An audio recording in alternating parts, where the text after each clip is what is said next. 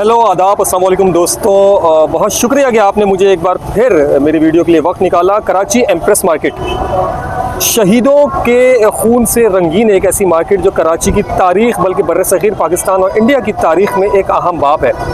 1839 में जंग आज़ादी के दौरान इंडियन रेजिमेंट के वो बहादुर सिपाही जिन्हें बरतानी साम्राज्य के हाथों गिरफ्तार करने के बाद कत्ल करने की मनसूबाबंदी की गई, उन तमाम सिपाहियों को जो इंडियन रेजिमेंट के 1839 के सिपाही थे उन्हें इसी मकाम पे ला के तोप दहन किया गया था, यानी कि तोप के दहाने पे रख के उन्हें उड़ा दिया गया था।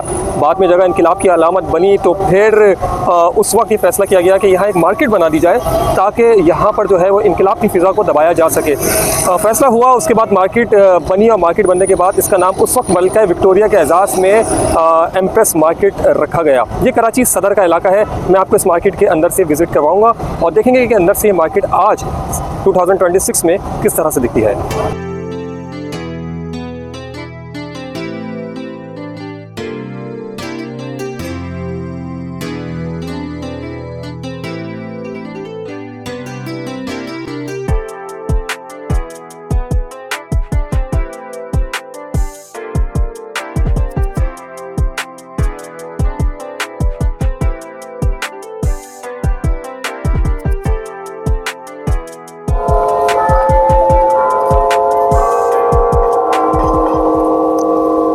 वही आवाज़ें जो आज से सदियों पहले इस मार्केट में गूंजा करती थी, आज भी पूरी आबोताब से ये आप देख सकते हैं।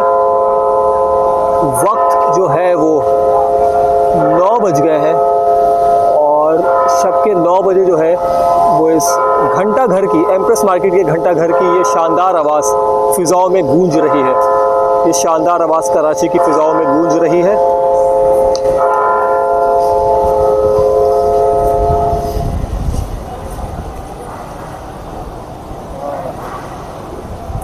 सलमान भाई, कैसा लग रहा है आपको इस तारीख़ी मकाम पर आके? यार अवैस भाई, मैं तो भाई फ़र्स्ट टाइम आया हूँ यहाँ पे। साफ़ हालांकि मेरी पैदाइश कराची की है और मैंने बहुत सारी चीज़ें आज देखी। मेरा तो यकीन करें अवैस भाई, इतना दिल खुश हो गया ना, मेरा दिल ना ख़राब हो गया था इस तरह से। हमने शुरू से गंदगी देखी है भाई। इस तरह इन जगहों पे आके ना यार जो सुकून और मज़ा मिल रहा है ना, अभी जो ये घंटी की आवाज़ आई, मैं तो शौक था कि मैंने तो फ़र्स्ट टाइम सुना है और मेरे दिमाग में दूर दूर तक भी नहीं था कि भाई शायद ही यहाँ कुछ होगा ऐसा कोई सिस्टम, लेकिन ऐसा कोई सिस्टम है यहाँ पे, वो मानने वाली बात है। और यकीन करें दिल से बहुत अच्छा लग रहा है।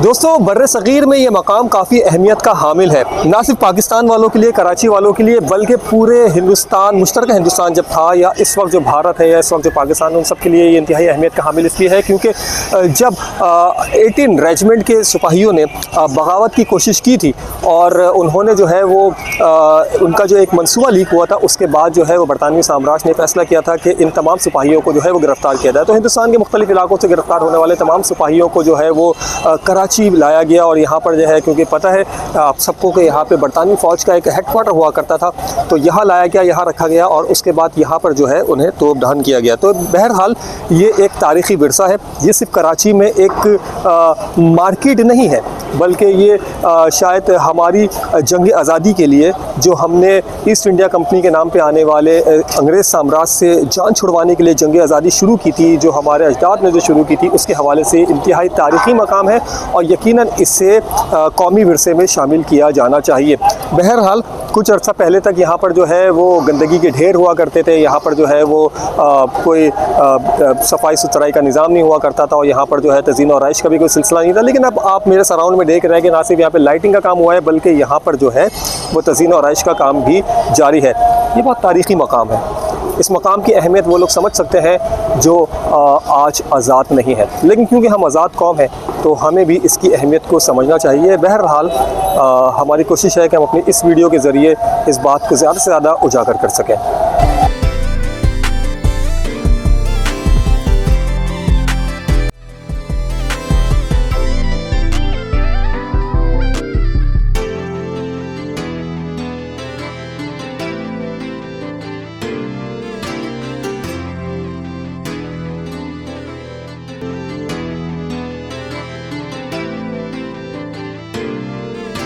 समंदरी पत्थर यहाँ पे इस्तेमाल किए गए हैं और समंदरी पत्थर से ना सिर्फ कराची में बल्कि मुंबई में भी आपको ऐसा स्ट्रक्चर मिलेगा जो समंदरी पत्थरों से बनाया गया है। ये क्योंकि कराची में और मुंबई में और गुजरात के मुख्तलिफ़ इलाकों में जो साहिली इलाके हैं वहाँ पर जो है ये समंदरी पत्थर का इस्तेमाल बहुत ज़्यादा हुआ है अंग्रेज़ दौर में। और ये देखें आप समंदरी पत्थर कितने शानदार और आज तकरीबन 150 साल के बाद भी अपनी असल हालत में बरकरार। कराची सदर की एम्प्रेस मार्केट।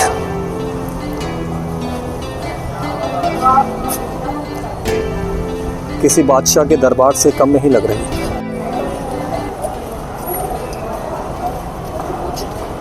ये वो पिलर्स हैं जो 150 साल से इसी तरह से खड़े हुए हैं। आंधी आई, तूफ़ान आया, साहिली शहर के अंदर कई बड़े बड़े तूफ़ान टकराए, लेकिन आप इस स्ट्रक्चर की जो मजबूती है उसका अंदाज़ा लगाइए, इस चूने के पत्थर के स्ट्रक्चर का अंदाज़ा लगाइए कि ये वो पिलर्स हैं जो तकरीबन 150 साल से जो है वो बिल्कुल अपनी असली हालत में जो है वो बेहतरीन तरीके से जो है वो इसी तरह से खड़े हुए हैं और इस इमारत को जो है वो सहारा दे रहे हैं। एम्प्रेस मार्केट की इन तारीख़ी गलियों में आज भी पुरानी रिवायत के मुताबिक मुख्तलिफ हकीमी नुस्खे और ख़ास तौर पे कोहलू का तेल आज भी उसी तरह से मिलता है जैसे सदियों पुरानी ये रिवायात हमारे बड़े सग़ीर के अंदर मौजूद थी। 150 साल पुरानी, हम छोटे होते थे 4-5 साल के होते थे तब इधर आते थे। हमारे वालिद साहब का कदीमी हमारा काम है पुराना, कितने टाइम से यहाँ होते थे हम लोग। अच्छा, मुझे थोड़ा सा बताइएगा कि कोहलू क्या होता है और कोहलू के तेल की क्या होता है। एक मशीन होती है बिजली की, इलेक्ट्रॉनिक वाली, वो मशीन से तेल को जला देती है, तेल की तासीर ख़त्म कर देती है। ज़्यादा से ज़्यादा आधा घंटा या घंटा तेल सही रहता है। ये होता है कोहलू, स्मेल होता है, ये होता है कोहलू। इससे लकड़ी से ऊपर से बनाते हैं, चाहे कोकोनट हो, चाहे सरसों हो, चाहे बादाम हो, चाहे कोई भी आइटम, जैसे नीचे से आपके सामने निकलेगा। ठीक है। आजकल तो बड़ी मशीनें लग गई हैं, तो ऑयल फैक्ट्रीज और कुकिंग ऑयल फैक्ट्रीज और दीगर कोहलू और ये पुराना मांग काम है। आज भी वैसे ही है, आज भी वैसे ही है। जो पुराने आते थे अब भी वो आते हैं, क्योंकि हमारा काम है 12 महीने का। एक दिन जो अच्छी चीज़ ले जाता है वो इंशाल्लाह दोबारा खुद आता है। ठीक है। अच्छा, मुझे ये बताइए जी कि जिस तरह से मैंने तो तेल का कलर यही होता है, लाइट ब्राउन, डार्क ब्राउन और येलो, जिस तरह से ये ग्रीन और रेड रखा हुआ है, तो क्या ये कुछ खास तेल है या इसमें कुछ? ये जैतून के ऑयल में पका के बनाते हैं। आमले में, सूखे आमले में तेल निकलता नहीं है। ये आमले का तेल है, ये रीठे का तेल है, ये काला तेल कलौंजी का है, ये कस्टर्ड ऑयल है, सरसों है, नारियल है, रोजमेरी है, हर चीज़ का ऑयल है। बिल्कुल प्योर है, अपने हाथ के निकले हुए। आपको बनाना भी होगा, अपना आइटम लाओगे इधर, वेट करोगे, आपके सामने तेल निकल जाएगा। और कितनी देर का प्रोसेस होता है? मिसाल के तौर पे अगर 1 किलो कोई 1 किलो में अगर 1 kg कोई आपके पास चीज़ है, उसमें आधा घंटा पौना घंटा लगता है, 40 से 50 मिनट प्रोसेस होता है। और उसमें कितना ऑयल निकलता है? 1 किलो में से 400 ग्राम निकलता है, आधा किलो तो थोड़ा सा कम, 2.5 किलो में 1 किलो निकलता है। ठीक हो गया। एम्प्रेस मार्केट सदर में ये है एक मशहूर और मारूफ पंसार की दुकान, ZN पंसार के नाम से, जो पूरे शहर में काफ़ी मशहूर है। और इनके पास जो है मुख्तलिफ़ इक़साम की जड़ी बूटियाँ भी मौजूद होती हैं और वो जड़ी बूटियाँ अलग अलग चीज़ों में काम आती हैं। वल्लाहु आलम के इस हवाले से क्या काम करती हैं, लेकिन बहरहाल जड़ी बूटियाँ तो मौजूद हैं और पूरी दुनिया की तरह पाकिस्तान में भी। लेकिन ख़ास बात यह है, ये देखिए, ये गुलाब की सूखी हुई पत्तियाँ और ये भी कोई चीज़ है। पाकिस्तान में जड़ी बूटियों का जो रेट है वो इंतहाई कम है बानिस्बत ये कि आप दुनिया में कहीं और, तो बर्र-ए-सग़ीर पाकिस्तान और भारत में तो जो है वो जड़ी बूटियों के रेट वाकई बहुत कम होते हैं। लेकिन इसके मुकाबले दुनिया भर में ये बहुत महंगी होती है। आयुर्वेदिक और एलोपैथिक अद्वियात में भी इसका इस्तेमाल बहुत ज़्यादा बढ़ गया है, इसलिए भी इसकी कीमतें बहुत ज़्यादा बढ़ गई हैं। और ये कराची एम्प्रेस मार्केट सदर में ये एक छोटी सी दुकान, और इस दुकान के अंदर कोई 100 से ज़्यादा इक़साम की जड़ी बूटियाँ मौजूद।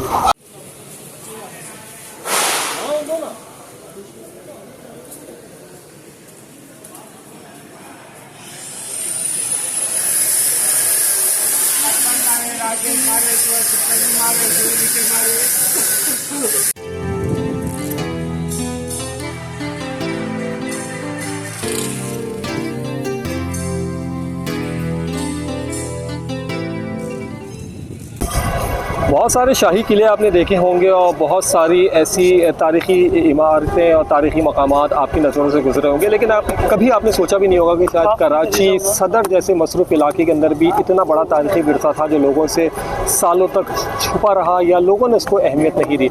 बहरहाल ये वीडियो आपको कैसी लगी इसके हवाले से अपने कमेंट सेक्शन में ज़रूर बताइएगा, और हमें उन जगहों की भी निशानदेही करें जहाँ आप चाहते हैं कि जो तारीख़ी मकामात हैं या जो ऐसी जगह हैं जो हिडन प्लेसेस हैं जिन्हें जाके कवर करने की ज़रूरत हो, तो कमेंट में बताइएगा, हम वहाँ पे भी जानने की कोशिश करेंगे। चैनल को सब्सक्राइब ज़रूर कीजिएगा और वीडियो को शेयर ज़रूर कीजिएगा, क्योंकि यही हमारी मेहनत होती है और यही हमारा हासिल वसूल होता है आपसे हाँ गुजारिश होती है। बहरहाल कमेंट भी कीजिएगा और वीडियो को शेयर भी कीजिएगा और सब्सक्राइब ज़रूर कर दीजिएगा। अपना बहुत ज़्यादा ख्याल रखिएगा। Bye bye.